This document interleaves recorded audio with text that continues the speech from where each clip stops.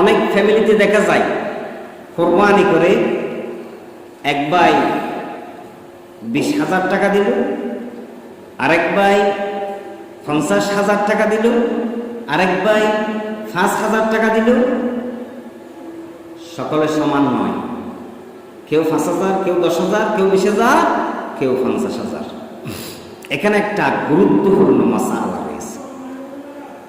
আপনি একটা গরু কিনছেন, গরুটার দাম হলো 90,000 টাকা।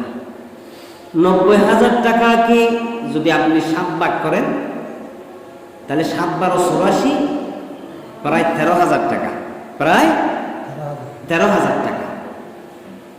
আপনার একটা বাঘ কোরবানি করলেও আপনাকে 13,000 টাকা দিয়ে শরীক হতে হবে। ওই যে ওখানে এক ভাই 5,000 টাকা দিল, এক ভাই যে আপন ভাইদের সাথে কোরবানি করার সময় 5,000 টাকা দিল, সে কি আধা ভাগ করলো নাকি 1 ভাগ করলো? এখানে জটিল মশালা। ওই রকম তার পক্ষ থেকে 1 ভাগ কোরবানি আদায় হবে না, 1 ভাগের নিচে আসার তো আর সুযোগ নাই।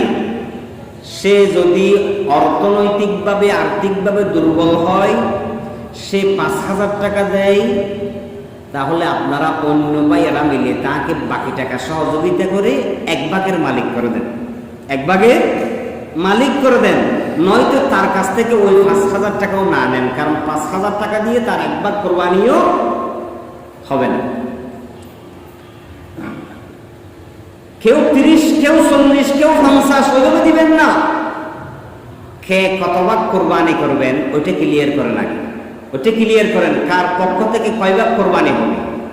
আমি 4 ভাগ করবো, আমাকে 4 ভাগের টাকা হিসাব করে দিতে হবে। আমি 2 ভাগ করবো, আমাকে 2 ভাগের টাকা হিসাব করে দিতে হবে। আমি 1 ভাগ করবো, 1 ভাগের টাকা পাক্কা হিসাব করে দিতে হবে। ডেইলে সইলে কেসড়ি, কেউ 5,000, কেউ 10,000, কেউ 30,000, কে কত ভাগ কোরবানি করলো কোনো হিসাব নাই। এইভাবে কেসড়ি করা যাবে। পরিষ্কার, ইসলাম পরিষ্কার পরিচ্ছন্ন। ওইভাবে আপনাকে কোরবানির জন্য পরিচ্ছন্ন হতে হবে। বিষয়টা ক্লিয়ার আপনাদের কাছে?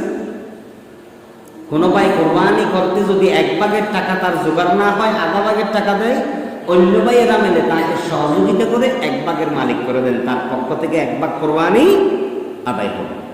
যদি 5,000 টাকা দেয়, তার 5,000 টাকাও গেল, 1 ভাগ কোরবানিও হলো না। ওইভাবে করবেন না।